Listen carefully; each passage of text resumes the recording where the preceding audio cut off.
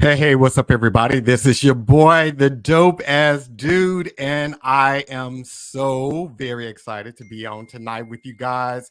We have an amazing show planned for you guys tonight, and it's going to be life changing. So I am so excited to be on with you guys. And, just a couple preliminary things before we get started here. Let me grab that. So if you are not subscribed to the YouTube channel, if you don't mind, go ahead, click on that subscribe button, and then while you're there, click on notifications so you can be notified each time a new episode or video or short is uploaded to the channel, as well as click on that like. So click on that like so that this podcast can be shared with others just like you. So stop right now, go click that like so it can be shared with everyone else. And then if you're not following me on TikTok or Instagram, please go out and follow me on both of those. My name there is the Dope Ass Dude Podcast on both IG and TikTok. And again, that's the Dope Ass Dude Podcast. And for those of you who are on the go, you can always catch the podcast on Apple. You can catch it on Google podcast, Spotify, as well as iHeartRadio. So again, you can catch the podcast on Apple Podcasts, Google Podcasts, Spotify, and iHeartRadio, or you can just watch it here. So I am really, really excited about tonight. I'm really excited about the guests that I have here tonight. And if you guys remember, a few weeks ago, Derek Reed was on the podcast. And Derek is an author, and he was a phenomenal guest. I was really excited to have him on the show. And J. Anthony, he's a friend of Derek's. They've done projects in the past. So that's how I got connected with Jerry. And after speaking with this guy and hearing everything that he has going on, I mean, this guy's a musician, he's a producer, he does plays, he is an author as well as a husband, a father, and a businessman. And he is doing all of these things exceptionally well. So I'm really excited to have him on the show on tonight. And then you guys may have seen a couple of my posts about his books, Principle of the LiveFree Lifestyle. So I read this book, because I always like to prepare myself for the show and everything. And I read the book, and no lie, if you need to get this book, we're going to give you information on how to get the book before the show is over. But this book is life-changing, and part of the promos are we're going to give away some keys tonight, and lots of keys to unlock the doors to live that free lifestyle. And hey, I'm excited. We're going to go ahead and get Jerry on out here. Hey, Jerry, what's up, my brother? Hey, man, let's get it. I'm ready. Let's go. So, Jerry, tell us a little bit about yourself, man. Oh, man. You started with a tough question. So there's so much to the story, right? I've lived a lot of different places in my lifetime. Byline, we won't get deep into this, but I have places where I've laid my head and called it home. 35 by the time I was 35, right? So a very transient childhood, but not because, anything elegant like my dad was in the military.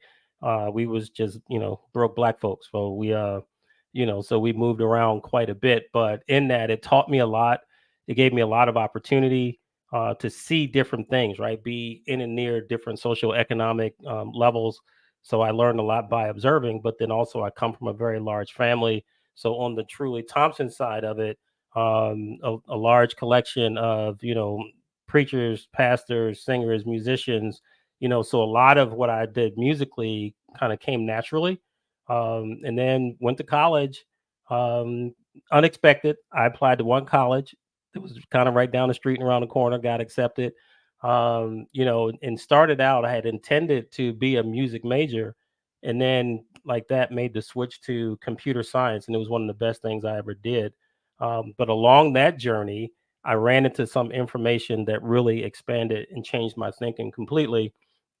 And then everything just started to go up from there. So what I was able to do and learn and accomplish in the corporate environment, what I've done in terms of my entrepreneurial pursuits, what I've been able to do as a music and producer, At the same time, being a father and husband, and really just everyone in my house is exceptional. I'm just going to say it.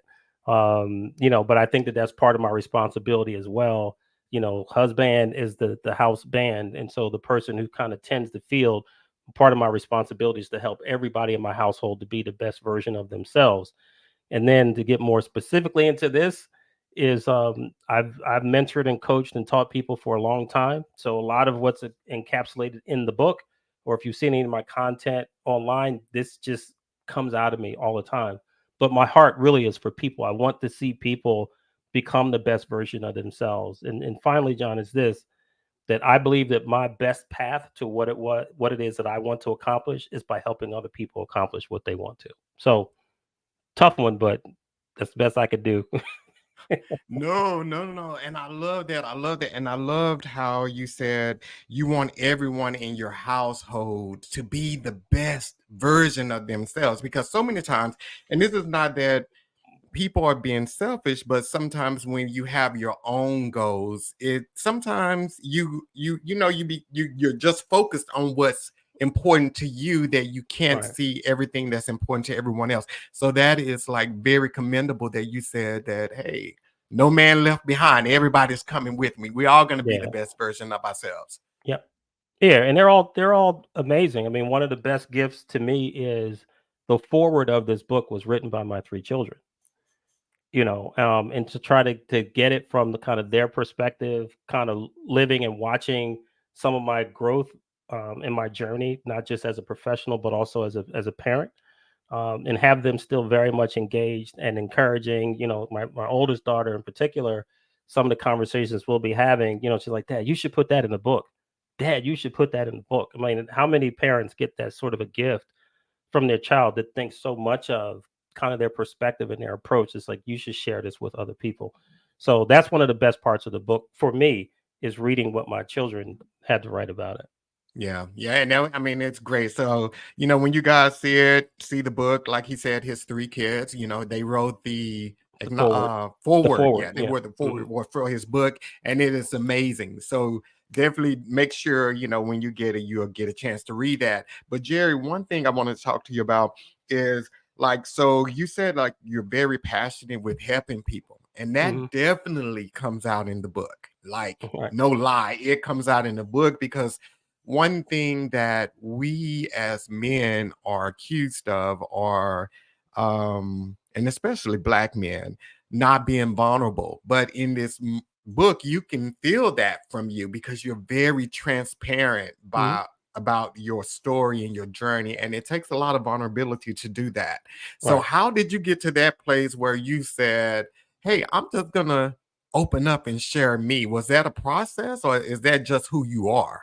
I think generally it's who I am, but on the other side, because again, as an observer, you can either observe the right things or good things to do, or you can observe some things that are not as favorable.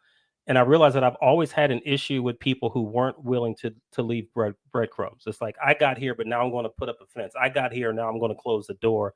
Those people, when I tell you that that's a group that rubs me the wrong way, because I know that they are operating out of scarcity mentality. They're operating out of lack, that they believe that there's only so much to go around.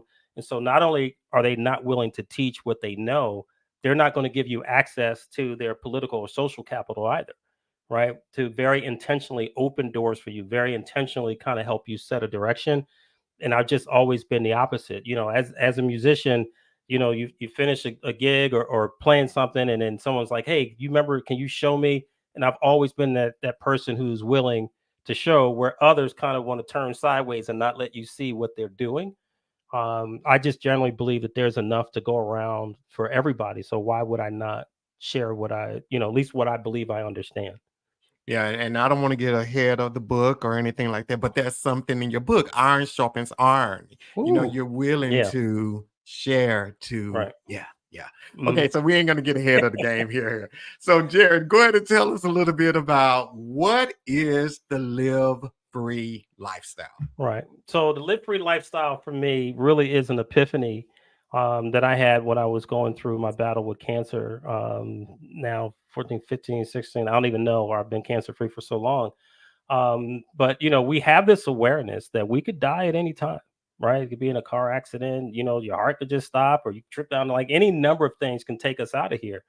And when you go through something like cancer, right? Because one is it just invokes fear with a lot of people just to hear the word, because when they hear it, they believe that it is a death sentence. And my course of treatment was radiation, so I went through 40 plus treatments. But man, when I tell you, when you lay on that table, at 8 o'clock in the morning, Monday through Friday, for 8 plus weeks, and it's this little machine buzzing around, you face your mortality in a different way. And so for me, it was the acknowledgement that I had accomplished, even up to that point, I had accomplished quite a bit in life, so far from where I had come from, but under such heavy obligation, doing things I didn't want to do, being with people I didn't want to be with, being around people I knew didn't like me. And so it's what I call this obligatory life, is kind of what I was clued into, dialed into, committed to. And a lot of times you end up wearing this mask, and you wear the mask for so much time, you learn a few things about a mask. One is, after a while, it gets hard to breathe, right? After a while, the mask gets heavy. And thirdly, if you wear it long enough, it's hard to take that thing off. And when you can't take it off, you start to lose the recognition of who you are. And so as I thought about that, I thought about all the things that I wanted to do that I hadn't done, places I wanted to go that I hadn't gone. And most of it was over the opinions of people that if I had died from cancer, they would have eventually forgot about me. So it Mhm. came down to, why would I not do what I want to do, live my life the way I want to live my life, over the opinions of people who would eventually forget about me? And that's where it started. So if I wanted to do something, I did it. I stopped making excuses. I kept feeling like I had to defend myself.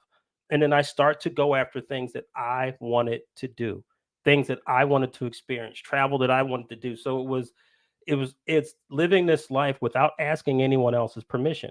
Now, it's not to take advantage of anybody. It's not to misuse or abuse, but I'm operating in my autonomy and my power to just live the life that I choose for myself. And it's pretty dope. Yeah, yeah, and I mean, so let me ask you this here. So I know cancer brought you to Mhm. that place of freedom where you just like you said, people will forget about you. They'll come to your funeral, they'll say Right. a couple of words, and in a month or year, you are just a thing of the past. Right. But like, do you think you would have arrived at this place if it wasn't for cancer? And then for the people that are looking for to live that live free life that isn't experiencing cancer, how can they get to that place mentally that they're no longer needing approval of people of what they do? Right. And so I think that everyone has their opportunity. For me, it was cancer, but that didn't mean that was the first time that there was that opportunity for that type of clarity and epiphany.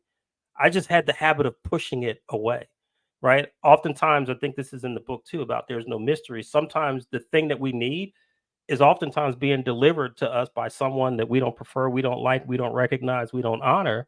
And so we miss a lot of it. So it's not like it wasn't there before, but I could acknowledge at this place, it was more than likely fear, not wanting to be cut off, not wanting to be disconnected. And so I call it the beacon of betterment. Like there's always better for us, that's looking for us, that's drawing us. And it's whether or not we'll pause long enough to allow it to come in. So for me, it was laying on that table for 8 weeks that kind of got it through to me. Without that, I don't know what it would have taken, but I know that those opportunities were there. And and it's tough for me to talk about this beacon of betterment, but it's there for everyone, lifting everyone to their highest good, their highest level of contribution. It's there if we're listening. Yeah. Wow. And it is like I told you, your book speaks to me on so many levels. And for me, that that beacon came for me when I turned 50. That Mhm. was just that point. Like I shared with you, when I turned 50, I felt like free. It's like, you ain't got to ask for approval no more.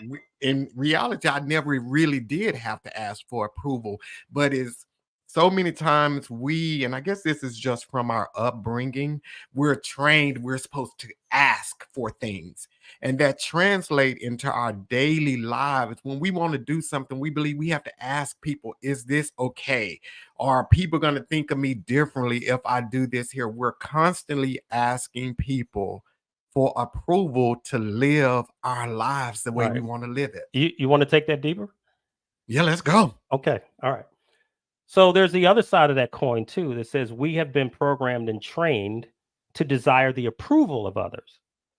Right. So oftentimes they don't even have to tell us what they don't like or what they want. We want to make sure that we don't do anything to move outside of a certain circle where we continue to get that acceptance. So then it becomes this self-fulfilling prophecy, this automatic program that's running, and we become these automatons, just going about doing things, right? And it's this interesting misconception that's on top of it that people think that they are really original, right? They think that they are so unique and so original, but like something informed the way that you dress, something informed the way that you speak, something informed where you think is a cool vacation to go. We're not really being that original. We are just kind of locked in and following the program. But a lot of that is around our desire to be accepted by other people. Yeah. And that goes to something you say in your book about trusting people, because you said that we trust people who haven't earned our trust because we want them to need us or we need something from them. Right. And that is, yeah. Yeah. And I think that's where that approval comes from. We trust that they're going to tell us the right thing to do or whatever the case. I don't know. Right. But we want to be needed too, Yeah. right? We want to be recognized. And it's kind of interesting, right? At the onset of these relationships, and you think about how they come together. Some are just by virtue of proximity. We happen to be in the same place at the same time. We work at the same job. We go to the same church. We go to the same gym. And then, that first meeting, that first lunch or dinner or whatever, people are dropping their deepest, darkest secrets on somebody they just met. And like, how much neediness does that demonstrate that we pour ourselves out to people who haven't shown us any bit of consistency, character, and ability to deal with us with some level of discretion and privacy? We lay it all out day one. Wow. Yeah. That is amazing. Yeah. That's really good. So, okay, so we're gonna skip a couple of things here. So, because I definitely want to go to your chapter. Did you really pee on my carpet? So who let the dogs in? So Right, let's there you talk go. about that. Let's talk about did you really pee on my carpet? I'll let you take that because Right. I'm excited. Yeah. So that chapter, his section in the book is really talking about. For some reason, we tend to experience a lot of regret and disappointment over the actions of people that we gave free access to our lives when they are really just being their natural selves, right? So if you take in a stray dog, this dog hasn't been house trained. So what do you think he's going to do? That dog is going to pee on your carpet and chew your furniture up, right? The thing that you value the most is the thing they're going to go after, right? Because mostly because it has your scent on it, right? We're not even going to get deep into that. But when we see these reactions and these behaviors from people that we gave open and free access that they had not earned, and then some reason we're then wallowing in regret, right? And we feel like we're victims.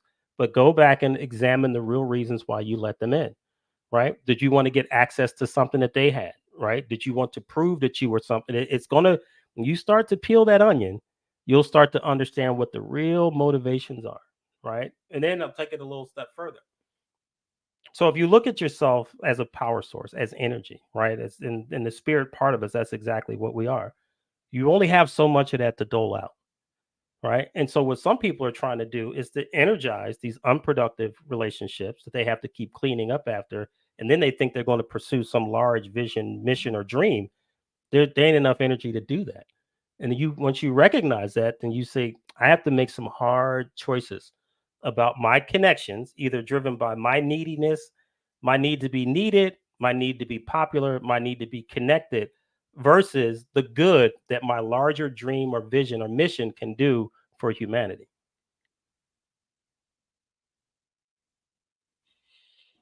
But how do you break that? And how do you not get to that place where you're holding on to people that should not be there, and that you need to clean house and get that dog out of your house because it's not going to change. It's going to continue those same behaviors Right. over and over and over again. So how do you transition those people out of your life? Do the inventory and figure out what are you going to be other than lonely when they're gone. What are they really taking from your life, right? And then what you have to do then is flip that around. What are they bringing to your life? If you think about your goal, your mission, the path that you're supposed to be on, how are they adding to that? What are they bringing to you? Or do they just take? Do they just demand? Do they just distract? Do they just depress you because they don't really support you? They support your feelings of unworthiness and that you're not deserving, but do they tell you how dope you are? How capable you are, how powerful you are, how clever you are, how smart you are? If these people aren't pumping you up and adding to what you see for yourself 6 months, a year, 5 years from now, that math gets to be pretty easy to do. The emotional part of it, becomes a challenge. But again, if you start to take your energy, put it into something better, right? Put it into your future, it's going to start to draw energy away from that relationships, right? Because relationships require energy to exist. It requires this sort of partnering, this agreement. I'm going to supply some energy, you're going to supply some. Guess what? When you take your energy away from those relationships, they begin to wither and they die. Then you get to decide whether or not you're going to go back and re-energize it. Because that's the thing, that the turnaround, the flip around, is what a lot of us get caught into because we're now overwhelmed with the isolation, right? If not the loneliness of going about some part of our journey alone. But all you have to do is wait long enough, stay focused, and allow your frequency to go to where you want to go, what you want to become, and then watch the people who are designed for that part of your journey to show up. But it's like they can't get there if somebody's constantly sitting in that seat. There's Yes, no yes, room for them. yes, yes, yes, yes, yes, yes. I mean, and but you know the thing is, so and this recently happened with me. So I'm guilty of what you just talked about. So Hmm. I had situations in my life where and it's people and just things in general. And so I went through this phase where it seemed like I was losing everything. I was losing people. I was losing, situations and things that I thought I needed Hmm. to make it. And in that process, I was like, I was like, God, I just keep on losing and it just going through this repeated cycle. And in that moment, no lie, God just was like, no, you're not losing anything. I'm creating space Right. for you to occupy with new people, new things, new adventures. And as soon as that happened, my life changed Right. because I stopped looking at that space or what I thought was a void. I started looking at it as a blank canvas or an empty room where God has come in and cleaned out the furniture I had in there for me to get the new furniture that I want. But so many times we have these emotional connections with people because we have been friends with them forever, or sometimes it's family members. And like you said, we have that emotional connection with them that we just we envision them being with us forever. Right. And it's hard walking away from what we envision our future to look like. Right. So sometimes it's hard to walk away. Sometimes it's hard to walk to. But what are we walking to? We're walking straight into the fear of seeing and dealing with ourselves in isolation. We spend virtually no time by ourselves. We spend virtually no time in the quiet. You see what I'm saying? So, every now and then I'll do what's called this float. I don't know if but it's sort of like a self deprivation tank, right? You kind of float in this water with salt and magnesium. It's really good for the body, but you doing this in total darkness. And I've seen videos of people who had that experience for the first time that came out in tears because they've never spent that much time just with them and their thoughts. And so people fear the isolation. But if you're going to do something phenomenal, something great, something different, you better get used to being by yourself to allow those things to really come out of you.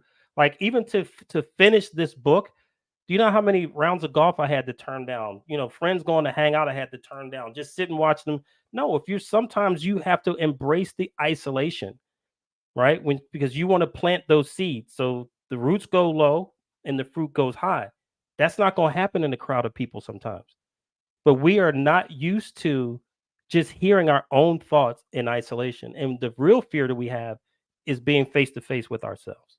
I was just about to say that because, you know, isolation is, it's quiet, and we Mm, live in such a noisy world right. that even most times we can't even hear God speaking to us because the world is so noisy in our head. We have social media, we got the TV, we got our friends, we got job. Everybody is screaming in our head that we can't understand, comprehend anything. So when you start talking about removing yourself, Hmm. and you don't have all of these distractions, you don't have people around you, it's scary. It is Absolutely, it scary. is. Yeah. Yeah. And it is sometimes lonely. Let's keep it real. Like sometimes it is. But if you really are focused on the future, right? And what and who it is that you intend to become, attach to that image, keep that visual, and that is what motivates you to keep going. Wow. Yeah. So somebody said isolation heals me without question. If it doesn't heal you, it certainly reveals you to yourself, right? The healing comes after, but you have to see yourself, understand your choices, understand your motivations. What is the why? Why do I do this? What are my triggers? Right? You know what's kind of interesting to me, John, is like when a lot of situations come up from people, the most readily accessible emotion that they have is anger. Like that is the first place that they go to be ticked off, to be pissed off, to be mad, to feel put upon. Like, why is that the first place that you go? People don't even understand why they do that. Why do you feel so violated because of a simple disagreement, like where we're going to dinner, right? It's just a meal, hopefully not your last. Just you know, get down. You can handle it. Oh my God. I love how you said isolation reveals who you are. It reveals Absolutely. you to you, To because a you. lot of us, we think we know ourselves. We know Right. ourselves, and it's so easy to know your strength when you're surrounded by people and you never have, because people are always leveling you up. But when you get by yourself and it's just you, no distractions, you really do get to see your weaknesses, your strengths, those areas that you thought that you had under control. Right. It's like And they all come to surface. what you fear, right? You get to see what you fear. So So let's talk about fear because okay. yeah, that's one of the chapters in your book as well. And one thing I definitely loved when you said how to overcome fear is to expose it. So, Mhm. but we are talking. I'm getting ahead of myself. So let's talk about fear. Let's talk about fear. So, what Okay. you got for us? I'm trying to figure out why you think you're getting over your skis on this. Like I feel like we're in a good place here. We Yeah, I'm trying to go on the we're having path, a take them on the same journey I went on with it. But so yeah, it's all good. yeah, and so I think that if I remember, because I know people think I have the entire book memorized. I don't always have it all on the top of my head, but I do believe that starts off with a quote about I'd rather face 1,000 devils and lose than to never face my fears. Um, and again, in all the conversations I have with people, no matter how you slice it, no matter what perspective they come from, when you peel the onion and get down to it, get down to it, get down to it, it still comes to fear. What it is that we fear. And so I think that you have to understand it in order to defeat it, right? But also, you may not defeat it completely. And so so fear is now going to be a passenger in my car. But guess what? We still going. We still going to get it done. There's so many things I've stepped into, man, where I know that there was an anxiety. I know that there was a fear, but I wanted that experience or that thing more than I was willing to let fear kind of stop me. And I know that some of us have come up under some teaching that makes us believe that we can eradicate fear, but it is part of the mechanisms, it's part of the way that you are built, right? Because some of your fear keeps you from harming yourself, right? Keeps you from jumping off buildings, putting hands on hot stoves, things like that. So some component of fear is necessary for you to get through your daily life. So you want enough so you don't go jumping off buildings thinking you're going to sprout wings, but not so much that it becomes debilitating that you can't do the things that you desire to do. Right? So and then let's take it a step further. So for that reason, because I understand that the main reason I have walked away from opportunity, right? Times that I could have grown, become better, done more for others have been because of fear. The question I've not answered for myself yet is, why do people continue to consume it in their entertainment and then think they can eradicate it when it comes to their dream? Explain that. Horror movies. We have a steady diet of things that are harmful to ourselves and others, murder and other things. So this is how we entertain ourselves, right? Think of all these shows that people binge watch. I don't care if it's Game of Thrones or whatever. What types of activities are happening in these shows? Things that are detrimental to humankind. We see people, we witness people do things to other people we would not want done to ourselves, right? And if we understand that everything is reality to your mind, it doesn't know the difference between something imagined and something that is real. So you have yourself on a steady diet of murder, cheating, lying, backstabbing, gossiping, and then you want to turn around and become this brilliant thinker to accomplish something. You only have so much energy. And so we have made friends with fear when it entertains us, but then we want to eradicate it when we want to accomplish something. It makes no sense to me. Yeah.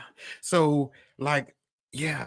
And that is definitely something that we definitely going to talk about, because that's a point that I wanted to talk about, what we feed ourselves, because we do not understand the power of what we're watching on social media, what we're watching on television. So that's something that we definitely want to get into. But with this fear, and I get, like you said, to expose it. And the way you said to expose it, you have to have a moment of transparency, and you have to say, I am afraid of that. And that is something that both men and women struggle with. Without question. Yeah. And I know you said to write down the things that you're afraid of. So what else? How do they, once they write it down and once they admit that they're afraid, what is the next step for them to do after that? So write it down, look yourself in the mirror, say it, and then now we'll come back to this chapter.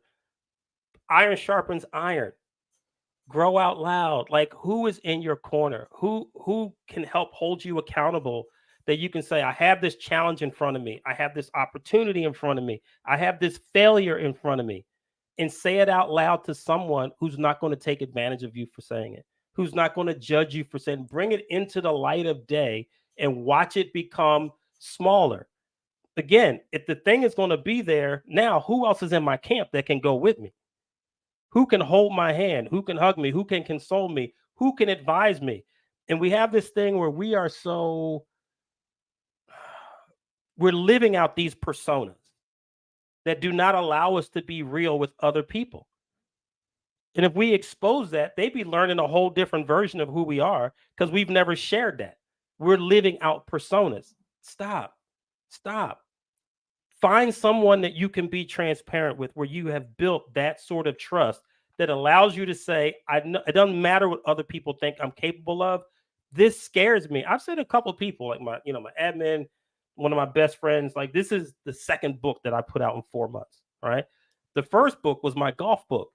And so there's a point where you put all the stuff together, you do the writing, you get the editor, you do all this stuff and get the cover design and all that, you upload and there comes a point where you have to push the button that says publish. I was freaked out of my mind about that. And I had to say that to somebody else. I'm like, boy, push the button. Right? And I accomplished so many great things in my life that I got to that one. But here's the reason why. Because once you push the button, now it's out there for everyone to critique. They can like it, they can hate it, they can talk about you. And in that moment, that wasn't feeling good to me. But if I didn't have someone else to say to me, push the button, because I exposed my fear, this book might still not be out. You see what I'm saying? But because I had that moment and exposed that fear, I didn't have any of that anxiety when it came to do it for this one. And I won't have it to do when it comes to the next one. You see what I'm saying? Yeah. Yeah. So So if you don't have it, but let me just say that if you don't have a circle, if you have a circle that forces you to face life in isolation with things like this, you got the wrong circle. Mhm. Yeah. And I wanted to talk about that circle in that corner, because when Derek was on the show a few weeks ago, he talked about that a little bit. The difference between your circle friends and your corner friends. Your circle friends are those fundy friends, those people you just hang out with, have a great time. The corner people are the people that you can be naked with. You can just be 100% honest and truthful and share where you are in life. But so many times, we get our circle and our corner Hmm. mixed up. So Right. we run and we tell our circle what our dreams and aspirations and our fears are, and they're the ones that shoot us down, because Hmm. they're really not with us. They're not going to Right. be the ones that are going to really just push you forward into who you are really supposed to be. Right. Yeah. Absolutely. So you do agree with the corner and the circle, is the Oh, without difference. question. And it's going to be a small, small number for most of us. If anyone thinks that they have, 10, 20, 30 friends, let's do the math. Let's do the assessment and see what you really have there. At the end of the day, especially, we're both over 50. If you get to the place where you can even say you have this many, you Yeah. are ahead of the game. I'm talking Yeah, about, but real people that will walk with you. One of my best friends to this day walked with me through my cancer journey, and we had really not too long ago met, but he proved who he was and what the depth of his person was when I was going through that challenge.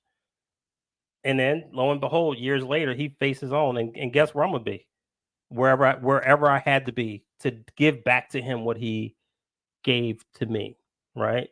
You yeah. know, but in those circles too, I think that um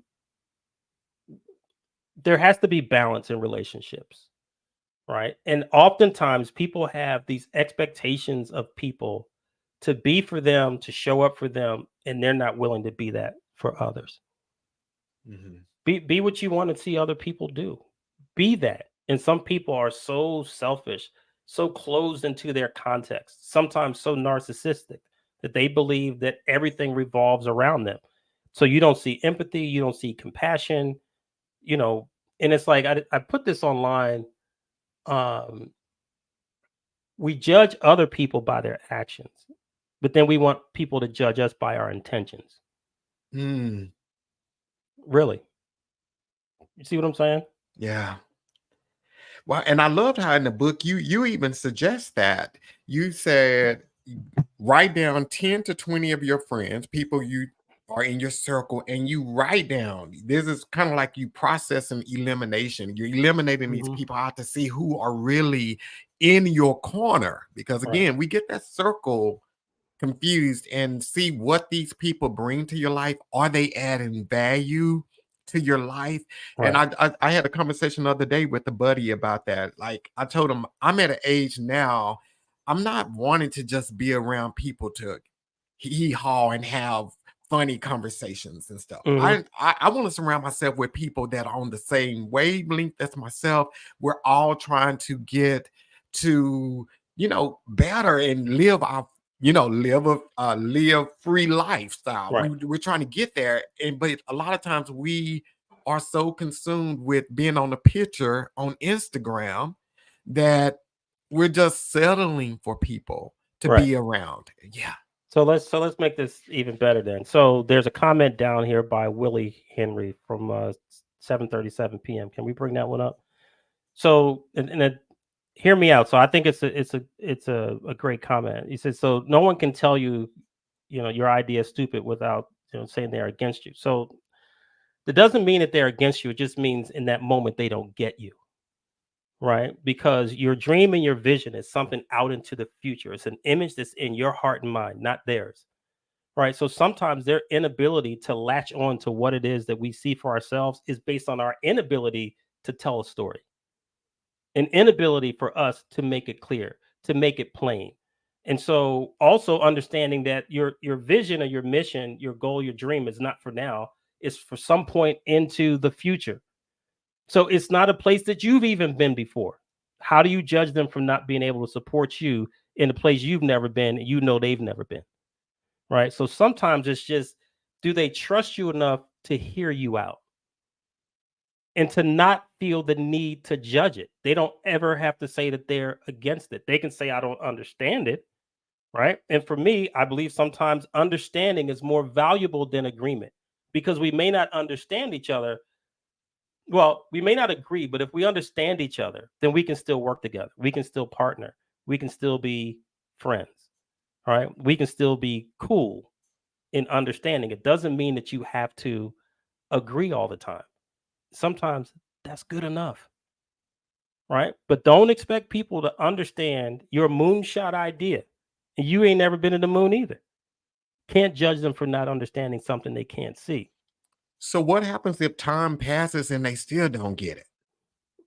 And you're actively working on it and they're not pushing you, Right. but they're not pulling you back either, but like, Then you get what you get from them, right? We can assess that there are some, again, not every friendship, not every connection is the same, right? I know that there's some conversations that I can have with some people in my circle that I cannot have with others. They would have no idea what to do with what I'm talking about. They don't have a place or space in them for that. They're not keeping me back from it. So when we do the things we do, shoot pool, whatever it is, then I already know their lane, right? Don't promote someone to a place that they haven't earned in your life. And then you place on them then the expectation to be something is impossible for them to be in that moment, right? It may not be till the moment that you finish it that they're like, oh, is that what you were talking about? It could happen that way. Or they could be like, this is just a cool person to hang out with at lunch and be okay with that. yeah. Yeah, be okay with that. Be okay Mhm. with that. Right. Okay. Good. So, okay, so next thing, let's go here. So what are you feeding yourself? Because you talk about in your book, you talk about what we watch, what we entertain, what we listen to, all of that. How important is that for us on our live free lifestyle journey? Right. I think it is the raw ingredients that fuel a dream. Right. I also talk about imagination and curiosity. So the things that you consume do what to your imagination? What sort of ideas now do you have? And that's what I'm saying, like a steady diet of things that are against people and morals and all that other stuff. Like, so what do you think your dreams are going to be? It'll be nightmares, right? You will more readily envision yourself doing something horrible to someone than you would doing something good for them. So for me now, I can't place on me what I do versus what other people should do, but for me, I'm a very very curious person, right? Like I love ideas, I love cleverness, I love innovation. It's probably why I'm in the type of work that I do. But those things fuel me, and they just constantly feed my psyche, my mind, and my spirit on new versions of what is possible.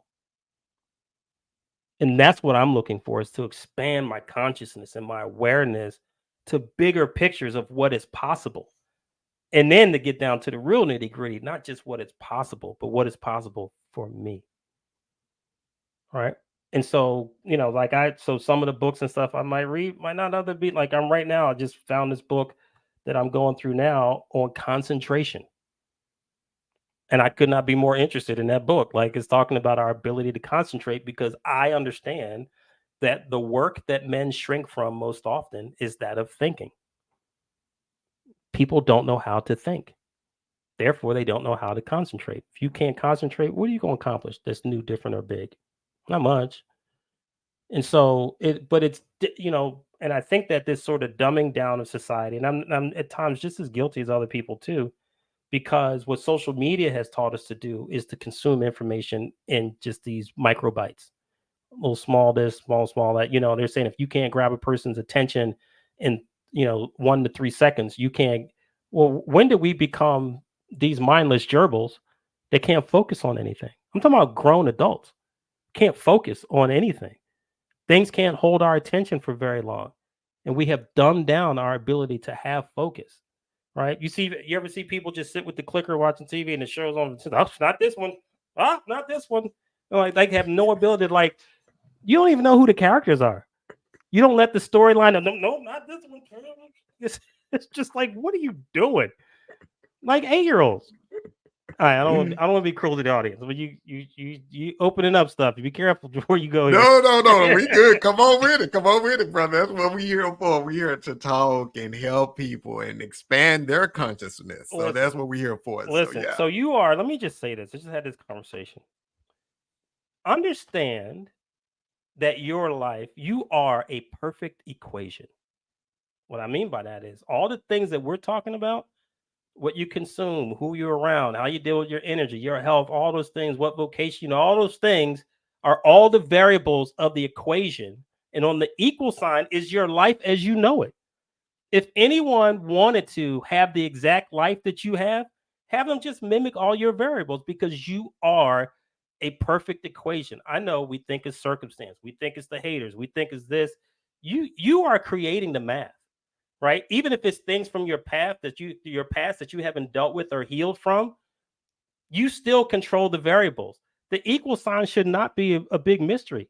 And I talk to a lot of people that are so dumbfounded about how they got where they are. I'm like, but you did, or you do, or you don't do.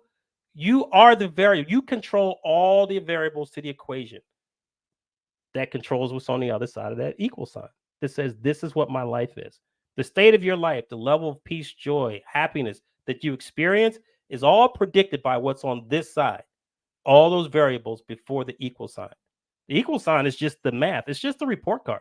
It just says this is where you are. But you got to take some responsibility for the variables. Yeah. Right? And I like how in the book you talk about that a lot, owning it, taking ownership of your actions, your thoughts, all of that kind of stuff. And that is something that many of us don't do. Right. We always fall into the victim role. It's somebody else's fault. This is somebody else did this, which caused me to do this, and this is why I'm there. So Jerry, how do we change the other side of the equal sign then? If we're here, we're on this side of the equal sign, and we are not satisfied with that, how do we change the other equal sign to get results, different results, or so different answers? You could ask me this question 5 days in a row, and I might start in a different place. But tonight we're gonna start here, because what we are consumed with is what we're getting out of life, right? So what we look at on the equal side is what did I get, right? How much money do I have? What can I do? It's all about the getting, right? But there's another portion of that says, well, what about the giving, right? What on this side of the equation is the giving, right? But what I mean by that is, again, all these things that we aspire to do, right, is for somebody else, right? So let's say you want to have $10 million. My thing is like, for what?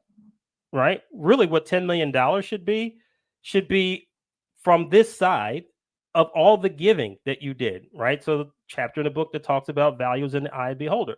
We only get paid for 3 things: answering questions, solving problems, and meeting needs. That's it. Yep.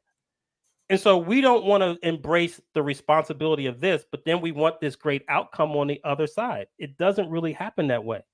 But part of it, the most natural way that it is and I kind of wrote this down. Let's see if I can find it.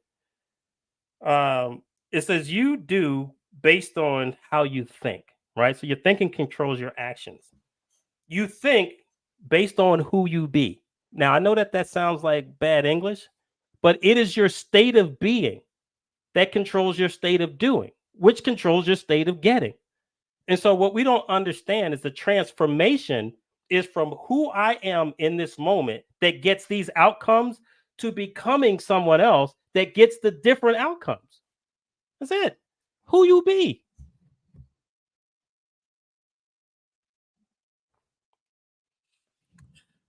Yeah, but that sounds so easy, Jerry. No, it's well, let me just say this. So this is what I believe. And so law of physics, right? A body of motion will stay in motion until it's acted upon by some external force. Some people don't see themselves as directed by whatever, by some energy that propels them to continue to replicate and do these things. We have so many unconscious moments, right? Where we don't even know how we got from point A to point B because we are so asleep, we are so into routine that we don't even understand how things are happening in our lives. How did I get here? You ever get in your car and you end up somewhere and it's like, I don't even remember. I just remember getting to the driveway, right? Or parking my car. So I think that it is back to this idea of there are these precious moments that come into our realities that even if for a moment gives us a glimpse into what is possible, what's different than the outcome that we're getting. And in that moment, you grab that thing and you start to decompose it. What does that mean? How do I change? And then if you can attach that image to your desire to have that image, then my experience is then it starts to unfold. The small things, the changes in your routine. What do you do when you get up in the mornings? The first thing you do, pick up your phone, consume an hour of social media, get on the television, talk on the phone, like whatever that the routine is, something has to break the routine. There has to be something that knocks you off your course, right? It doesn't have to be something as dramatic as cancer, but it will cause you to see things different, question things. Here's one I'll tell you. I don't understand people that don't have questions. Like, what are your questions in life? What are your questions about life? Even the beginning of the pursuit of answering those questions can be enough to bump you onto a different course. And sometimes it's not super dramatic, right? You go to a chiropractor for an adjustment. You ain't going there for back surgery. They're just going to change you a few degrees. And if you can do that, you're now pointed in a different direction.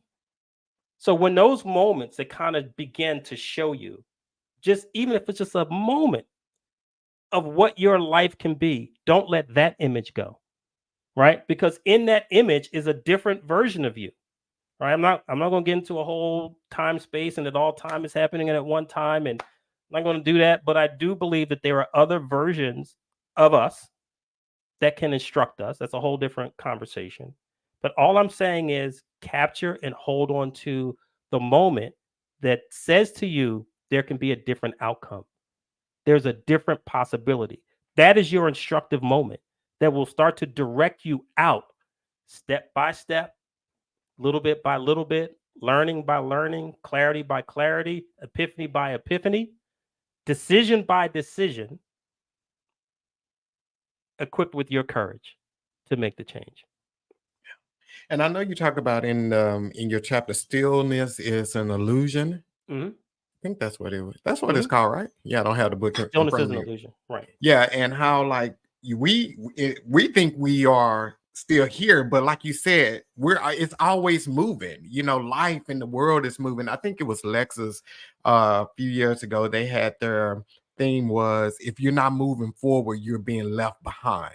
Right. And that is so true. A lot of times we just stand still. The world is it's still going on, and physically you may be here, but the world and Right. everything is still moving forward, and we don't realize that a lot of times. What that chapter though is expressing is that even the idea that you're standing still is an illusion because of what we're made of, right? We're kind of in this quantum sea, and these subatomic particles are moving about all the time. The things that compose you are constantly in motion, but yet your form is maintained. I think that's one of the great mysteries of life.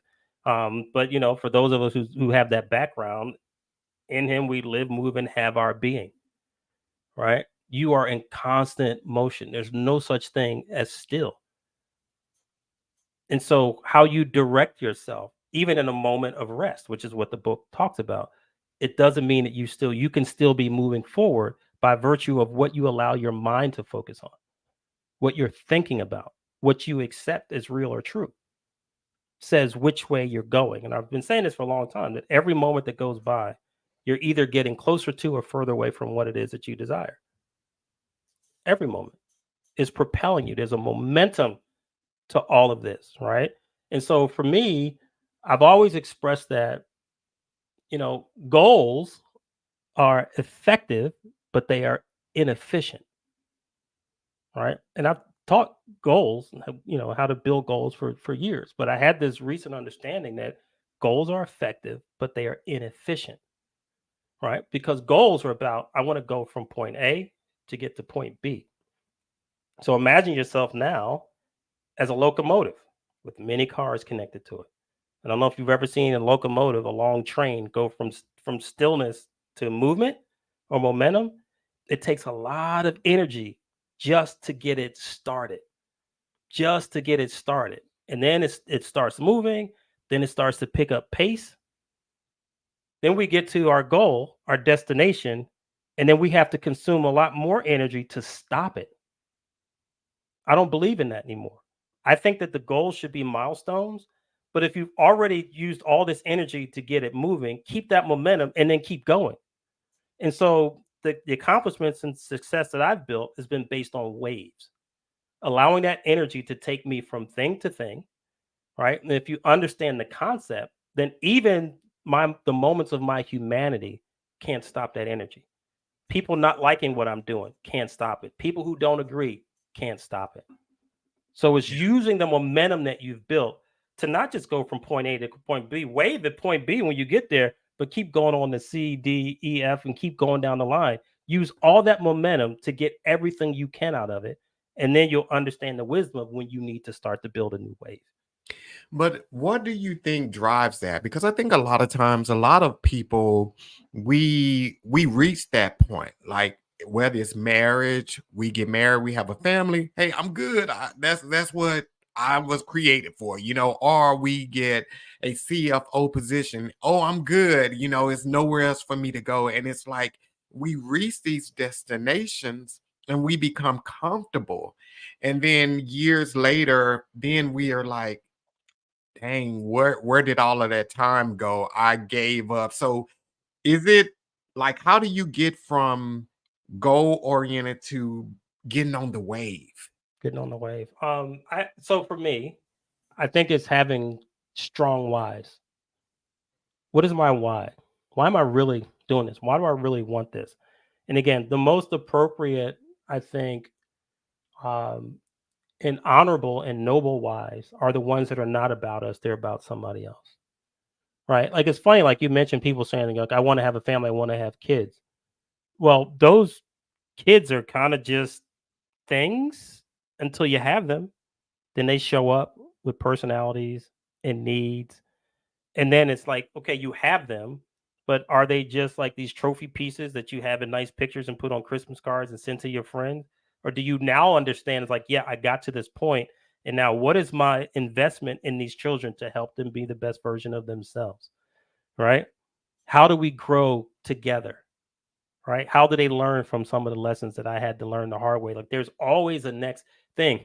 You became the CFO. All right, but is the company successful? Are you making good deals? What are you doing from a contract perspective? How are you helping to put budgets together, to help the company now maximize? You got there, now do the job, right? And if the job is not a source of satisfaction and joy, oh well, let's go find another one. We're going to find another why. We're going to have the courage to step off this train. Now we're going to go get another one started, right? Be open and embrace the change, because sometimes the destination reveals that the why might not have been worthy, or the cost that comes with it, right? You become somebody's CFO and think you're going to just work a comfortable 9 to 5. That's not how executive jobs work. You see what I'm saying? And so it's but all of this is the unfolding of you. It's the learning of who you are. It's you being exposed to you and being able to recalibrate and make those decisions again. Because it's not a life sentence. You can make the choice again to do or be something or someone different. It's a wonderful thing about our life. We get to make those choices. And do you think that sometimes we limit ourselves though? We do reach those destinations or places and we just be like, oh, well, this is as far as I'm supposed to go. Here is nothing else for me to do. Do you think that plays a part in people not getting on the wave? Yeah, I think it does, because, and it's so funny. I don't know if you're looking at my post or not. I literally posted in the last week that winning is not the point of enlightenment. Right. We think that it is. We want to get there and it's all high fives and happy hours. And then people get there and there's sometimes void of joy, a sense of accomplishment, even a sense of worthiness. We're constantly being hunted down by imposter syndrome, all those other things that can happen when you reach the destination. Whole other conversation, by the way. I see you shaking your head. Yeah, a whole Yeah, nother conversation. but what we missed is the value is on the journey. Oh my goodness. That was supposed to be a conversation tonight, but there's gonna be another night. Yeah, okay, yeah, we on the same wavelength here, my brother. We on the same wavelength, right? And then you realize that if you don't do it in a again a transparent, open, and connected way, you miss the fact that it was the journey that is the joy. It is the unfolding of you, the learning of you. Who did you come in contact? What did you experience? Who did you help? Who helped you? Like those are all the things. It's the reason why we get to some of these points and we have that reflective moment, and then here come the tears. But it's not because you're in that moment of where I got to. It's like, what did I go through to get here? What did it take for me to unfold and become now this version of me, right? That understand and was able to go through and experience all those things to achieve this. Don't discount the journey. Most people hate the journey. We don't want to suffer. We don't want to work hard. We talked about this. We don't want to be in isolation. Love the journey. It's all about you, who you're connected to, what your energy is, what inspires you, who and what do you inspire. Like, don't discard the journey. Winning is not the point of enlightenment. It's the journey. We done good. We on here now. Like, I'm just feel like I'm getting started. You do what you got to do, but no, you're fine. So, because it's funny that what you just said, it reminds me of there's a song that I used to listen to every morning when I worked out, actually, and the lyrics pretty much says what you just said. I had to go through to get to where he wants me to be, the ultimate plan for my life and so forth. And so many of us, we missed, like you said, we're just so focused on getting there that we're not paying attention to everything that's happening around us, people that we're connecting with. I tell people all the time, and I tell everybody who come on the show, we're not connected because of this podcast. Our connection is much bigger than the podcast. The podcast is the catalyst to put us together initially, but we're here to do bigger things. And I think that so many times we miss that. We miss that along that journey to getting where we're supposed to be. It's a whole journey. It's a lot for us to, yeah. It's amazing. But I think I need to give this disclaimer for people to understand that a lot of what I say and truly believe deep in my heart is not a byproduct of my genius. It's a byproduct of the many, many mistakes that I've made on my journey. I've learned so much from my failures, right? So much from the failures and the misgivings of others as well. But it's not like, hey, you're doing this and you got this perfect, please. Right. All life lessons come with tuition, and I'm catching them just like other people. I'm looking to narrow my margin of error so I don't pay such a heavy cost when those lessons come about. Because even the most well-formed plan can still fail. It will still have its missteps. And so we don't have to judge ourselves based on that. Awesome. Thank you, Luke. I appreciate that. Yeah. So no, people are dropping comments. Did you allow them to ask questions? I'm curious. I don't know if I've been trying to read it. I mean, there's so many of them out there. It's like hard, and I'm trying to stay focused on you and trying to read that too. So yeah. Do anybody have any questions? Yeah, because we're gonna get you back on, man, because I have so many more myself. I told you. So guys, okay, so if you have a question or whatever, throw it in. We're gonna get some of these questions answered here. But so the book, it's 21 chapters in the book. 21 chapters, and it is like, guys, no lie, it's amazing. I said that on the promo today. It's an amazing book. It came at the right time for me. I told you that before we started here, and I want everybody to know this here. So when there's a guest on the podcast, like I always tell them, I'm not gonna ask you anything because I want a lot of this stuff to be authentic. I don't give them a list of questions. They don't give me a list of questions. everything is organic. So everything Right. you're hearing tonight, I'm hearing for the first time as well.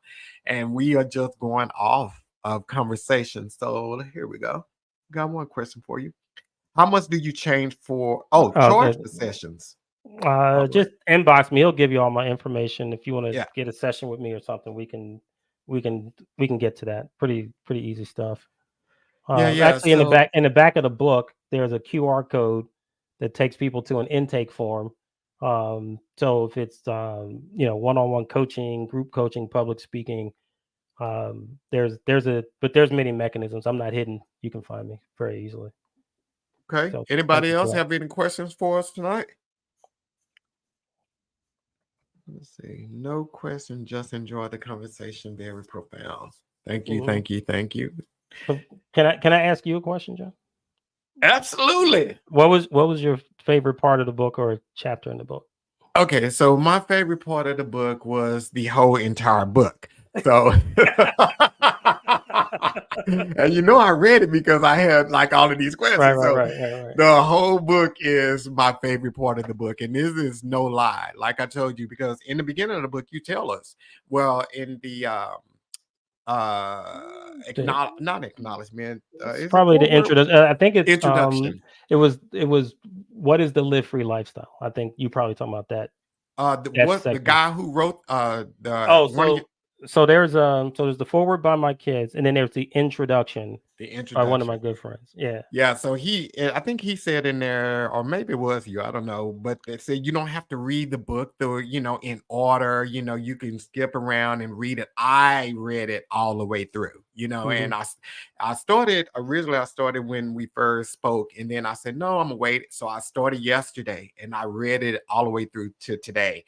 So, because I wanted to make sure it was fresh on me, I knew everything, but the whole book, no lie, it's amazing and it speaks to you and it's very you relate to it. You can see yourself in it if you're honest with yourself, Right. because it does take a level of transparency for you with yourself and vulnerability, and for you to admit that, hey, yeah, I needed Hmm. this. So Right. yeah, the whole book is amazing, but yeah, I can't pick one, man. I'm Mhm. sorry. All right. So that's a So I compliment to have you. I have a few of my quote unquote favorites. So I'll just So what's always your favorite? probably the chapter on gratitude. Mhm. I think that, for me, gratitude is foundational to a productive live free life. Without it, good good luck. But it is also what exposes you to what is possible. The practice of gratitude, in my view, and then that's why the image is the way it is. It's just like standing on the precipice of space and all that is, and seeing what's there in a different way. So, but yeah, that would be one of my favorites. But the talking stick The is talking precious to me. The and the tradition of the trap, the talking stick. happiness trap, that Oh, was a avoid the good one. happiness trap. Yeah, Oh avoid the happiness yeah. trap. Oh That was yeah. a really, really, really good. And I think we all need a talking stick. I said, for real, I said, I'm just gonna, next time I have a conversation with someone, I'm just gonna pick up a stick off the ground and I'm gonna say, hey, here's the talking stick. While it's in my hand, you listen to me. While it's in your hand, I'm gonna listen to you, so we can get Yeah. a clear So understanding and yeah. hear each other. So I, I own two. nice. One is here, and the other is in my condo in Puerto Rico. And I made that one myself from bamboo that I found, and I got some leather and bound it. And instead of feathers, there's seashells on the ends of the strands that come from it. But that symbolism of the talking stick and our ability to connect with one another is it's all about community. It's all about caring, and so I think that is an essential piece that is missing for us, right? Is that ability to acknowledge someone else, to listen deeply, to connect with their thoughts, and then for them to do that same for us, right? It helps to build this sense of community and trust, which I think is going to be essential for us going forward. Yeah. So, so somebody said, "What is the happiness trap?" You got to get the book, Willie. You got to get the book, Willie. And Yeah, I know. It's Lakeisha is off-putting. It's off-putting to some people when I say avoid the happiness trap. They're like, the what? The happiness trap? What you talking about? It'll be a good one because I've had it with a couple of my friends in particular. It's just huge debates about about the topic of happiness yeah, and and what place it should have in our life. we didn't get a chance to talk about, do you want to be right or do you Oh, want to win? That that is is like, one of my other ones, man. That's one of my see, favorites. so we got to get you back on, man. We got to get you back on. That's all that means. We can do this. And so let me see what Luke said. He's been pretty active here. Actually, no, but I'll have to check it out.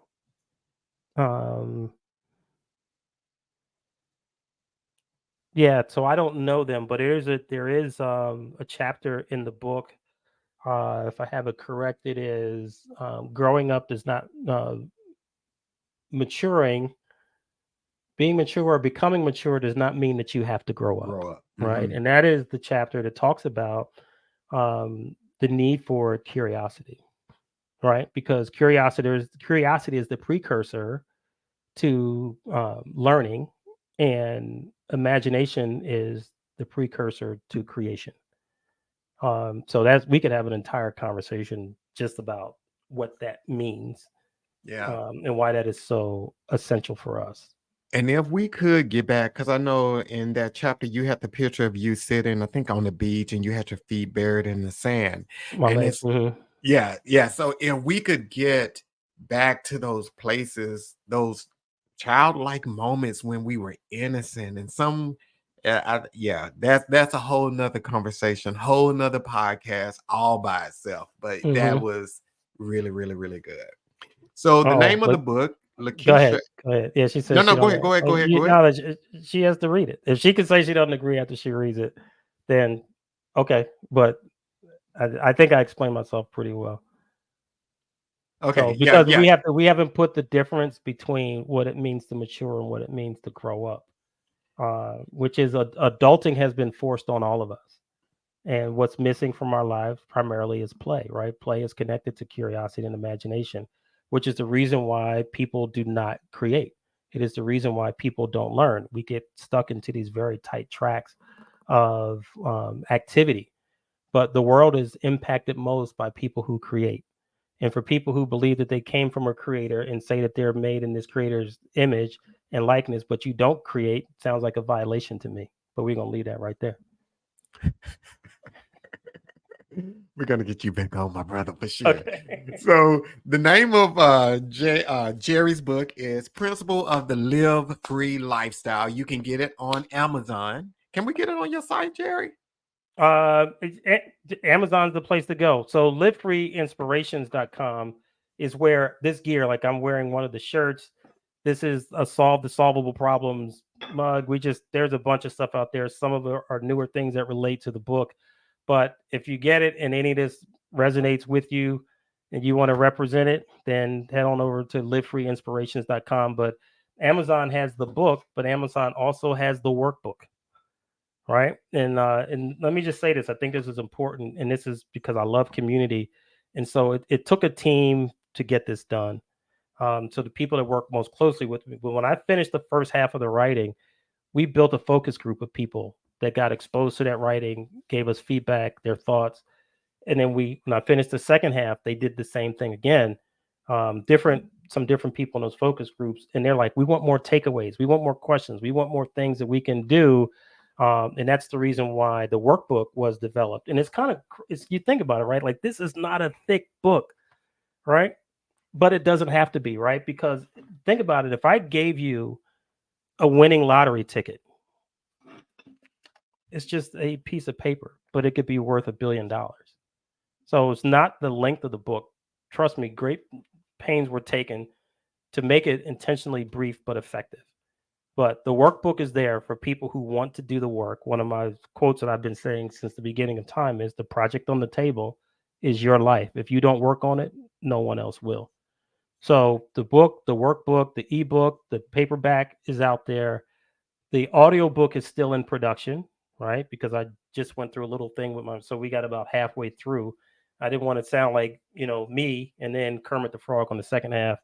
So, but my studio is like literally down and around so we'll get back to Nice, nice. it. So the book is, guys, like I share with you guys, it is amazing. Like for real, amazing. And definitely go get the book. And then not only that, but go and follow Jerry on Instagram. His Mhm. handle on Instagram, the real JAT World. So go Right. follow him. You can get more information on sessions, booking him to come speak, and all of that kind of stuff. And if you're podcasting, you want him on your podcast, you can connect with Jerry there as well. But go out, follow him. And Jerry, we're gonna have to get you back on. We'll set that up though. We're gonna definitely get you back on. Maybe in Anytime. September, we're gonna get you back. Okay. And but yeah, guys, I will see you guys next Monday. Next Monday, Michael Bravo will be back with us. So I had lunch with him on Saturday. And that was another thing. Our conversation and your book, like I said, it's just been a weekend of confirmations over and over and over and over again. Awesome. So very, very good time. So make sure you go out, get Jerry's book, follow him on Instagram, go to his site and get some of his gear. I know I'm going to get some of it, get some of his gear. And then we will see you guys next Monday, 7 p.m. Central Standard Time. I think, guys, have a great evening. Yep. Thank you. Peace. Yep. Thank you for this. Yes, sir.